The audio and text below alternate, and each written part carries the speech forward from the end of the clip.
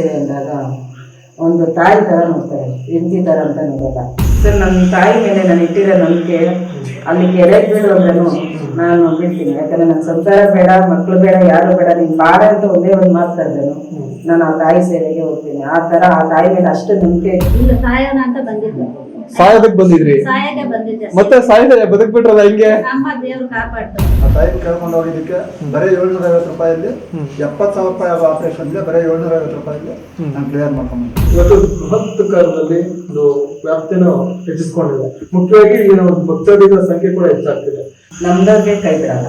ನಿಷ್ಠೆ ಇರಬೇಕು, ಭಕ್ತಿ ಇರಬೇಕು, ಪ್ರಾಮಾಣಿಕತೆ ಇರಬೇಕು, ದೇವ್ರ ಮೇಲೆ ಒಂದು ನಂಬಿಕೆ ಅನ್ನೋದು ಬೆಟ್ಟದಷ್ಟು ಇರಬೇಕು.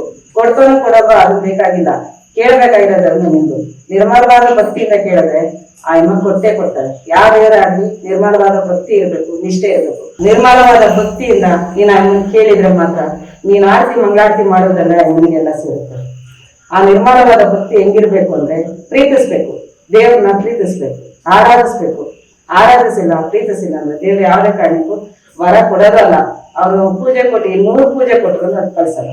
ಈ ಒಂದು ಪವಾಡಗಳ ಪುಣ್ಯಕ್ಷೇತ್ರ ಅನ್ನೋ ಒಂದು ಹೆಸರು ಬರೋದಕ್ಕೆ ಸಾಕಷ್ಟು ಕಾರಣಗಳನ್ನ ಬೆಳಗ್ಗೆಯಿಂದ ಕೂಡ ನೋಡ್ತಾ ಇದೆ. ಸೊ ಈ ಒಂದು ಭಕ್ತಾದಿಗಳ ಒಂದು ಮನಸ್ಥಿತಿ ಮತ್ತೆ ಯಾವ ಒಂದು ಸಮಸ್ಯೆಗಳನ್ನ ನೀವು ಬಂದು ನೋಡ್ತಾ ಇದ್ರೆ ನಿಮ್ಗೆ ಡೈಲಿ ಏನ್ ಅನಿಸ್ತಾ ಇತ್ತು? ಎಲ್ಲರ ಹೆಸರಲ್ಲೇ ಬಂದು ಪವಾಡ ಇದೆ. ಆ ಪವಾಡಕ್ಕೆ ಇನ್ನೊಬ್ರು ಯಾರು ಕೊಡೋಂಥದ್ದು ಏನಿಲ್ಲ. ಅವರ ಭಕ್ತಿಯಿಂದ ಏನ್ ಕೇಳ್ಕೊತಾರ ಅದನ್ನ ನೆರವೇರಿಸೋದೇ ಪವಾಡ. ನಿಮ್ಮ ಒಂದು ದೇವಸ್ಥಾನಕ್ಕೆ ಭಕ್ತಾದಿಗಳಾಗಿ ಬಂದಿದ್ದವರು ಅವರ ಒಂದು ಮನೆಯಿಂದ ಸ್ವಸ ತಂದ್ಕೊಂಡಿದ್ದೀರಿ ಅನ್ನೋ ವಿಚಾರ ಕೇಳ್ಪಟ್ಟೆ. ಆ ಒಂದು ಕಥೆ ಬಗ್ಗೆ ಹೇಳೋದಾದ್ರೆ ಸರ್, ಅದರಲ್ಲಿ ಏನು ಅಂತ ತಾಯಿ ಸೇವೆಗೆ ಅಂತ ಅವ್ರು ಬರ್ತಿದ್ರು. ಅವ್ರ ಕಷ್ಟ ಅನ್ನೋದು ತುಂಬಾ ಜಾಸ್ತಿ ಇತ್ತು, ಕಷ್ಟದಲ್ಲಿ ಇತ್ತು. ಅದು ಈ ತರ ಕೆರೆಯಲ್ಲಿ ಆಡ್ಬೇಕು ಅಂತ 2 ಮಕ್ಕಳು ಕರ್ಕೊಂಡು ಅವ್ರು ಬಂದಾಗ ತಾಯಿ ಬಂದು ಹೇಳಿದ್ರು, ನಿನ್ನ ಕಷ್ಟಗಳನ್ನ ನಾನು ಬಗೆಹರಿಸ್ತೀನಿ, ಈ ಊರಿಂದ ಬೇರೆ ಊರಿಗೆ ಹೋಗು, ಅಲ್ಲಿಂದ ನೀನೆಲ್ಲ ಬಗೆಹರಿಸಕ್ಕಾಗುತ್ತೆ, ಇಲ್ಲಿದ್ರೆ ಬಗೆಹರಿಸಕ್ಕಾಗಲ್ಲ ನೀನು ಅಂತೇಳಿ ಕಳಿಸಿದ್ರು. ಆ ಒಂದು ಮಗುನ ಇಲ್ಲಿಗೆ ಅಂತ ಬಿಡ್ಬೇಕಾಗತ್ತೆ ಅಂದ್ರು. ಈಗ ಇದು ಕುರಿ ಮೇಕೆ ಆದ್ರೆ ಬಿಡ್ಬೋದು, ಒಂದ್ ಹೆಣ್ಮಗುನ ಬಿಡೋದ್ರೆ ಎಲ್ಲಿ ಅಂತ ಬಿಡೋದು? ಆಮೇಲೆ ಒಂದು ದೊಡ್ಡದಾಗ್ತದ ಒಂದು ಆಕ್ಸಿಡೆಂಟ್ ಆಗುತ್ತೆ. ಆಕ್ಸಿಡೆಂಟ್ ಆದಾಗ ಒಂದು ವಿಚಿತ್ರ ಒಂದು ಘಟನೆ ಕೂಡ ಆಗುತ್ತೆ. ಅದೊಂದು ಪವರ್ ಅಂತ ಕೂಡ ನೀವು ಭಾವಿಸಿದ್ದೀರಿ. ಅಂದ್ರೆ ನಿಮ್ಮ ಬದುಕಲ್ಲಿ ಯಾವ್ದೊಂದು ದೇವಿ ಹೋಗಿ ಕಾಪಾಡಿದ್ದಾರೆ ವಿಚಾರ ಗಮನಕ್ಕೆ ಬಂತು. ಸೊ ಅದನ್ನ ಕೇಳಕ್ ತಮ್ಗೆ ಎಷ್ಟು ಒಂದು ಶಾಕ್ ಅನಿಸ್ತದೆ? ಸರ್, ನನ್ನ ತಾಯಿ ಮೇಲೆ ನಾನು ಇಟ್ಟಿರೋ ನಂಬಿಕೆ ಅಲ್ಲಿ ಕೆರೆಗೆ ಬೀಳು ಅಂದ್ರೂ ನಾನು ಬಿಡ್ತೀನಿ. ಯಾಕಂದ್ರೆ ನನ್ನ ಸಂಸಾರ ಬೇಡ, ಮಕ್ಕಳು ಬೇಡ, ಯಾರು ಬೇಡ, ನೀನ್ ಬಾರ ಅಂತ ಒಂದೇ ಒಂದು ಮಾತು ಕರೆದೇನು ನಾನು ಆ ತಾಯಿ ಸೇವೆಗೆ ಹೋಗ್ತೀನಿ. ಆ ತರ ಆ ತಾಯಿ ಮೇಲೆ ಅಷ್ಟು ನಂಬಿಕೆ ಇಟ್ಟಿರೋದು ನಾನು. ಇದು ಮಾಡೋಳೆ ಅನ್ನೋದಕ್ಕೆ ನನ್ಗೆ ಇದು ಆಶ್ಚರ್ಯ ಅನಿಸ್ತಾ ಇಲ್ಲ. ನನ್ನ ರೂಪದಲ್ಲಿ ಬಂದಲ್ಲ ಅನ್ನೋದು ನನ್ಗೆ ಖುಷಿ ಆಗ್ತದೆ. ನಿಮ್ಮ ಮನೆಯವರ ಒಂದು ಸ್ಪಂದನೆ, ನಿಮ್ಮ ಮನೆಯವರ ಸಹಕಾರ ಯಾವ ತರ ಇತ್ತು? ಅವ್ರು ನಿಮ್ಗೆ ಈ ಒಂದು ಕೆಲಸ ಮಾಡೋದಕ್ಕೆ ಎಷ್ಟು ಫ್ರೀ ಕೊಟ್ಟಿದ್ದಾರೆ ಅಂತ? ಸರ್, ಇದರಲ್ಲಿ ನಮ್ಮ ಯಜಮಾನರಾದ ಮುನ್ರಾಜ್ ಅವರು ಸಹಕಾರ ಅನ್ನೋದು ತುಂಬಾ ಇದೆ ಸರ್. ಯಾಕಂದ್ರೆ ನಮ್ಮ ಯಜಮಾನರು ಮುನ್ರಾಜ್ ಅವರು ದೇವ್ರ ಸೇವೆ ಅಂದಾಗ, ಅದು ಎಲ್ಲಮ್ಮನ ಸೇವೆ ಅಂದಾಗ ಒಂದು ತಾಯಿ ಥರ ನೋಡ್ತಾರೆ, ಹೆಂಡತಿ ಥರ ಅಂತ ನೋಡಲ್ಲ, ತಾಯಿ ಥರ ಅಂತ ನೋಡ್ತಾರೆ. ತಾಯಿಗೆ ಏನು ಗೌರವ ಕೊಡ್ತಾರೋ ಅದನ್ನು ಹೆಂಡತಿಗೆ ಅದೇ ಗೌರವ ಕೊಡ್ತಾರೆ, ಅದೇ ಪ್ರೀತಿ ಕೊಡ್ತಾರೆ, ಅದೇ ವಾಸನೆ ಕೊಡ್ತಾರೆ. ಯಾಕಂದರೆ ಅವ್ರ ಬೆಂಬಲ ಇದ್ದಿದ್ದು ನಾನು ಅಮ್ಮ ಸೇವೆ ಮಾಡೋಕ್ಕಾಗಲ್ಲ. ಕೆಲವೊಂದು ಗಂಡಸು ಮನೇಲಿ ಮಾಡೋದೇ ಬೇಡ, ದೇವಸ್ಥಾನಕ್ಕೆ ಹೋಗೋದೇ ಬೇಡ ಅಂತಾರೆ. ಅಲ್ಲ, ಇವರು ಮಾಡಲೇಬೇಕು ನಿಮ್ಮ ಸೇವೆ. ಯಾಕಮ್ಮ ಲೇಟ್ ಮಾಡ್ತೀವಿ, ಅಮ್ಮನ ಸೇವೆ ಮಾಡೋಣ, ಅಮ್ಮನ ಆರಾಧಿಸ್ಬೇಕು ಅಂತ ಸಪೋರ್ಟ್ ಮಾಡೋದು ನಮ್ಮ ಯಜಮಾನ. ಇನ್ನು ಸೆಕೆಂಡ್ ಬಂದು ನಮ್ಮ ಶಾರದಾ ಮತ್ತು ನಮ್ಮ ವಿನ್ಸಾರ್ಮೇಲೆ ಅವರು ಪೂಜೆ ಮಾಡೋಕ್ಕೆ ಎಲ್ಲ ಪ್ರತಿಯೊಂದಕ್ಕೂ ಬರ್ತಾರೆ, ಜೊತೆ ಬಂದು ಸೇವೆ ಮಾಡೋದಕ್ಕೆ ಎಲ್ಲ ಬರ್ತಾರೆ, ಪೂಜೆ ಮಾಡ್ತಾರೆ, ಜೊತೆ ನಿಂತ್ಕೊಂಡು ಎಲ್ಲರೂ ಒಬ್ಬರು ಬಂದು ಮನೇಶ್ವರನ ದೇವಸ್ಥಾನ, ಒಬ್ಬರು ಬಂದು ದುರ್ಗಮ್ಮನ ದೇವಸ್ಥಾನ, ಒಬ್ಬರು ಬಂದು ಆಂಜನೇಯನ, ಮತ್ತೆ ಒಂದು ನಾಗು ಅನ್ನೋದು ಎಲ್ಲರೂ ಒಬ್ಬೊಬ್ಬರು ಒಂದು ತಗೊಂಡು ಪೂಜೆ ಮಾಡ್ತಿದ್ದಾರೆ. ಯಾಕಂದರೆ ಈಗ ನಾನು ಒಬ್ಬಳೇ ಮಾಡೋಕ್ಕೆ ಆಗಲ್ಲ, ಒಂದೇ ಕಡೆ ನಿಂತ್ಕೊಂಡು ಅಭಿಷೇಕ ಆಗಲಿ ಪೂಜೆ ನೀವು ನೋಡಿದ್ವಿ. ಆಗಿಲ್ಲ ನಾನು ಈಗ ಅವ್ರಿವ್ರ ಹತ್ರ ಎಲ್ಲ ವಿಚಾರಿಸ್ಕೊಂಡಿದ್ದೆ. ನಾನು ನಿಂತ್ಕೊಂಡಿರ್ಬೇಕಾದ್ರೆ ನಮ್ಮ ತಂಗಿ ಆದವರು ಶಾರದಾ ಮತ್ತು ನಮ್ಮ ಸವಿತಾ ಇವರು ಎಷ್ಟು ಪಡತಟ್ಟು ನಮ್ಮ ಅಕ್ಕ ಎಲ್ಲ ಒಂದು ಕಡೆ ನಿಂತಿದ್ದಾರೆ, ಅವ್ರು ನೋಡ್ಕೊಂತಾರೆ, ನಾವೆಲ್ಲ ಮಾಡೋಣ ಅನ್ನೋದು. ಅವರು ನಾವು ದೊಡ್ಡವರು ಅನ್ನೋದು ಅವ್ರಿಗೆ ಸ್ವಲ್ಪ ಮರ್ಯಾದೆ ಕೊಟ್ಟು ನಡೆಸ್ಕೊತಾರೆ ಸರ್.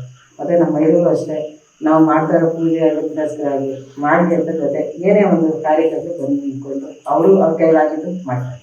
ಈಗ ಸರ್ವಸಾಮಾನ್ಯ ನಾವು ದೇವಸ್ಥಾನಗಳಿಗೆ ಹೋದಾಗ ಕುಂಕುಮಾರ್ಚನೆಗೆ ಇಷ್ಟು, ಅಭಿಷೇಕಕ್ಕೆ ಇಷ್ಟು, ಆಮೇಲೆ ಬೇರೆ ಬೇರೆ ಒಂದು ಕಾಣಿಕೆ ಹುಂಡಿಗಳು ಇಷ್ಟು ಅಂತ ಹೇಳ್ಬಿಟ್ಟು ಒಂದು ರೇಟ್ ಫಿಕ್ಸ್ ಮಾಡ್ತಿರ್ತಾರೆ. ಆಮೇಲೆ ಬರುವಂತ ಯಾರು ಕಷ್ಟದ ಸಮಯದಲ್ಲಿ ಬಂದು ಕೇಳಿದ್ರೆ ಇಷ್ಟು ಕೊಟ್ಟು ನಾವು ಪರಿಹಾರ ಮಾಡ್ಕೊಡ್ತೀವಿ ಅನ್ನೋ ಒಂದು ಮಾತುಗಳನ್ನ ಸಾಕಷ್ಟು ನೋಡ್ತಾ ಇರ್ತೀವಿ. ನಿಮ್ಮ ದೇವಸ್ಥಾನದಲ್ಲಿ ಆ ತರದ ಒಂದು ಬೆಳಗ್ಗೆ ನಾವು ಅಬ್ಸರ್ವ್ ಮಾಡ್ತೇವೆ, ಆ ತರದ ಯಾವುದೋ ಪದ್ಧತಿಗಳು ಇಲ್ಲ. ಸೊ ಈ ಒಂದು ಪದ್ಧತಿ ವಿಚಾರವಾಗಿ ನೀವು ಮಾತಾಡೋದಾದ್ರೆ ಸರ್, ನನಗೆ ಇಲ್ಲಿ ನಂಬಿಕೆ ಅಂತ ಇಟ್ಕೊಂಡು ಪೂಜೆ ಮಾಡ್ತಾ ಇದ್ದೀನಿ. ಯಾರೋ ಏನೋ ಕೊಡ್ತಾರೆ ಅದನ್ನ ನಾನು ಈಸ್ಕೊಂಡು ನಾನು ಏನು ಮಾಡಬೇಕು ಅನ್ನೋ ಉದ್ದೇಶ ನನಗಿಲ್ಲ. ನನ್ನ ಉದ್ದೇಶ ಇರೋದು ಒಂದೇ, ನನ್ನ ಕುಟುಂಬಕ್ಕೆ ನಾವು ಕಷ್ಟಪಡ್ತಿದ್ರೆ ಸಾಕು. ನಮಗೆ ಜನ ಕೊಟ್ಟಿದ್ರೆ ನಮ್ಗೆ ಬೇಕಾಗಿಲ್ಲ, ತಾಯಿ ಸೇವೆ ಮಾಡಿ ಸಾಕು, ತಾಯಿ ಆರಾಧಿಸಿ, ನಮ್ಗೆ ಅಷ್ಟು ಬಿಟ್ಟರೆ ನಮ್ಗೇನು ಬೇಡ. ಆಮೇಲೆ ಈಗ ಕೆಲವೊಬ್ಬರು ಭಕ್ತರಿಗೆ ಏನಾಗಿರುತ್ತೆ, ದೇವಸ್ಥಾನಕ್ಕೆ ಬರ್ಬೇಕನ್ನೋ ಮನಸ್ಥಿತಿ ಇರ್ತದೆ, ಮತ್ತೆ ದಾರಿ ಕೊಡ್ತಿರ್ತಿಲ್ಲ ದೇವರು. ಆಮೇಲೆ ಕೆಲವರು ಬರ್ಬೇಕನ್ನೋ ಮನಸ್ಥಿತಿ ಇರ್ತದೆ, ಆದ್ರೂ ಕೆಲವೊಂದು ರೀತಿಯ ಒಂದು ತೊಂದರೆಗಳು ಕಾಣಿಸ್ಕೊಳ್ತಾ ಇರ್ತಾರೆ. ಸೊ ಅಂತವ್ರು ದೇವಿ ದರ್ಶನ ಮಾಡ್ಬೇಕಂದ್ರೆ ನಿಮ್ಮ ದೇವಸ್ಥಾನದಲ್ಲಿ ಏನಾದ್ರು ಬೇರೆ ಒಂದು ವ್ಯವಸ್ಥೆ ಮಾಡ್ಕೊಡ್ತಿದ್ದೀರಾ ಹೆಂಗೆ? ಸರ್, ಇದು ತಾಯಿ ಕಷ್ಟ, ಮಕ್ಕಳಿಗೆ ಕಷ್ಟ ಆಗಿತ್ತಂದ್ರೆ ತಾಯಿ ಒಳ್ಳೇಬೇಕು. ಹಂಗಾಗಿ ಇಲ್ಲಿ ಎಲ್ಲಮ್ಮ ತಲೆ ಮೇಲೆ ಹೊತ್ಕೊಂಡು ಊರಿಗೆ ತಿರುಗಬೇಕು ಅಂತ ಹೇಳಿದ್ದಾರೆ. ಒಂದ್ಸಲಿ ಸಂಸಾರ ಬಿಟ್ಟು ಮುಂದಕ್ಕೆ ನೀನು ಆ ಥರ ನಡಿಬೇಕಾಗುತ್ತೆ ಅಂತ ಹೇಳಿದ್ದಾರೆ. ಯಾಕಂದ್ರೆ ಮಕ್ಕಳ ಜವಾಬ್ದಾರಿ ನಾನು ಬೆನ್ನಿಂದ ಬಿದ್ದಿದೆ. ಆ ಮಕ್ಕಳಿಗೆ ಕಾರ್ಯ ಅವೆಲ್ಲ ಅನುಕೂಲ ಮಾಡಿಕೊಟ್ಟು ಅವ್ರದ್ದೊಂದು ದಾರಿ ಅಂತ ನಿಲ್ಸಿದ್ಮೇಲೆ ತಲೆ ಮೇಲೆ ಎತ್ಕೊಂಡು ಊರಿಗೆ ಪ್ರದರ್ಶನ ಹೋಗ್ಬೇಕು ಅನ್ನೋದಿದೆ.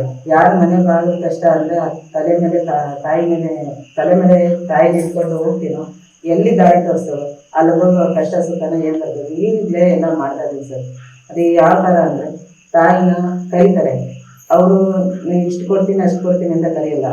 ಒಂದೇ ಒಂದು ಹುಡುಗಿ ತುಂಬಿಸ್ತೀನಿ ಬನ್ನಿ ಅಮ್ಮನ ಕರ್ಕೊಂಡು ಬರ್ತಾರೆ. 500 ರೂಪಾಯಿ ಬುಕ್ ಮಾಡ್ಕೊತಾರೆ, ತಾಯಿ ಹೆಸರು ಮೇಲೆ 500 ರೂಪಾಯಿ ಅಂತ ಬುಕ್ ಮಾಡ್ಕೊತಾರೆ. ಮನೆಗೆ ಅಂತ ಕರ್ಕೊಂಡು ಹೋಗ್ತಾರೆ.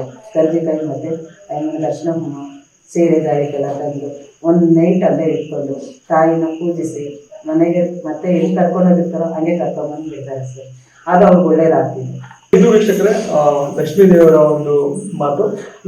ಭಕ್ತಿ ಜೊತೆಗೆ ನಂಬಿಕೆ ಅನ್ನೋದಿದ್ರೆ ಈ ಒಂದು ಸಂವಿಧಾನಕ್ಕೆ ಬಂದು ಒಂದ್ಸಲ ದರ್ಶನ ಮಾಡಿ ಆ ಫೀಲ್ ನಿಮಗೆ ಬಂತಂದ್ರೆ ಈ ದೇವಸ್ಥಾನಕ್ಕೆ ಮತ್ತೆ ಮತ್ತೆ ಬರ್ತಾ ಇದೆ ಅಂತ ಕೂಡ ನಾನು ಕೇಳ್ಕೊಳ್ತೀನಿ. ನಂತರ ಇವರ ಒಂದು ಎಲ್ಲಾ ಕಾರ್ಯಕ್ರಮಗಳು ಸುಸೂತ್ರವಾಗಿ ನಡೀತಾ ಇರಲಿ, ಈ ಒಂದು ಕ್ಷೇತ್ರ ಪುಣ್ಯಕ್ಷೇತ್ರವಾಗಿ ಬೆಳೀಲಿ ಅಂತ ಕೂಡ ನಮ್ಮ ಚಾನಲ್ ಕಡೆಯಿಂದ ಪರಿಸ್ಥಿತಿ ವೀಕ್ಷಕರೇ. ನಮಸ್ಕಾರ. ನಮಸ್ಕಾರ, ನನ್ನ ಹೆಸರು ವರಲಕ್ಷ್ಮಿ. ನಾವು ಇಲ್ಲಿ ಬರ್ಬೇಕು ಅಂತ ಏನಿರ್ಲಿಲ್ಲ.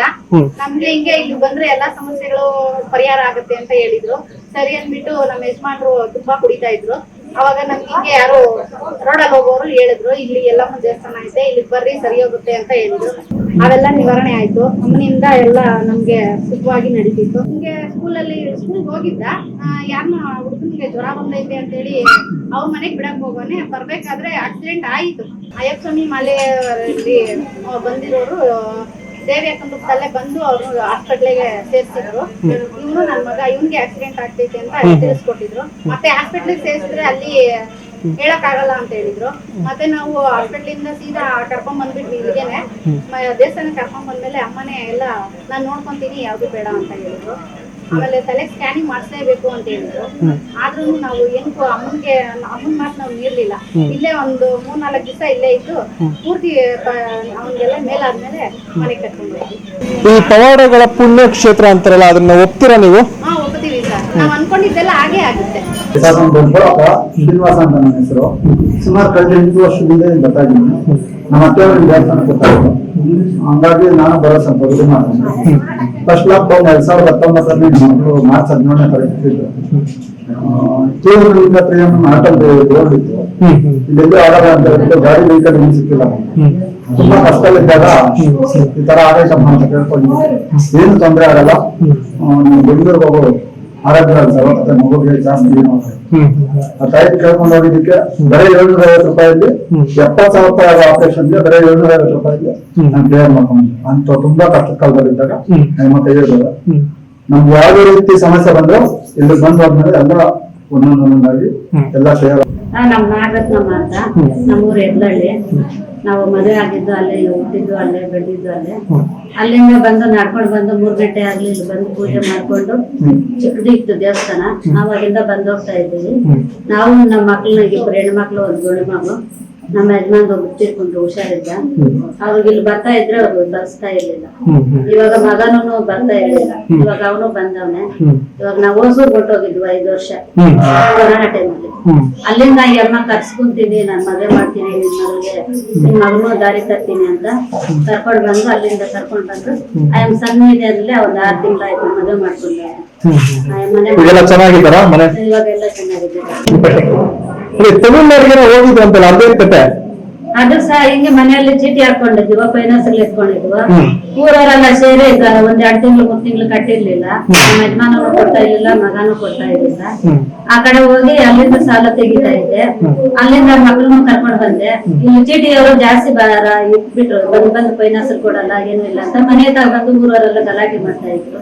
ಅದರಿಂದ ಹೋಗ್ಬಿಟ್ಟು ಹೋಗಿ ಅಲ್ಲಿಂದ ಮಕ್ಕಳು ಎಳೆ ಮಕ್ಕಳನ್ನ ಕರ್ಕೊಂಡು ಹೋಗುತ್ತೆ. ಇಲ್ಲಿ ಸಾಯನ ಅಂತ ಬಂದಿದ್ದು, ಸಾಯೋದಕ್ಕೆ ಬಂದಿದ್ರಿ, ಸಾಯಕ್ಕೆ ಬಂದಿದ್ದೆ. ಮತ್ತೆ ಸಾಯೋದಲ್ಲ ಬದುಕ್ಬಿಟ್ರಲ್ಲ ಹಿಂಗೆ. ನಮ್ಮ ದೇವ್ರು ಕಾಪಾಡ್ತು. ನನ್ನ ಹೆಸರು ಶೋಭಾ ಅಂತೇಳಿ, ನಮ್ಮೂರ್ ಬಂದು ಲಕ್ಷ್ಮೀನಗರ.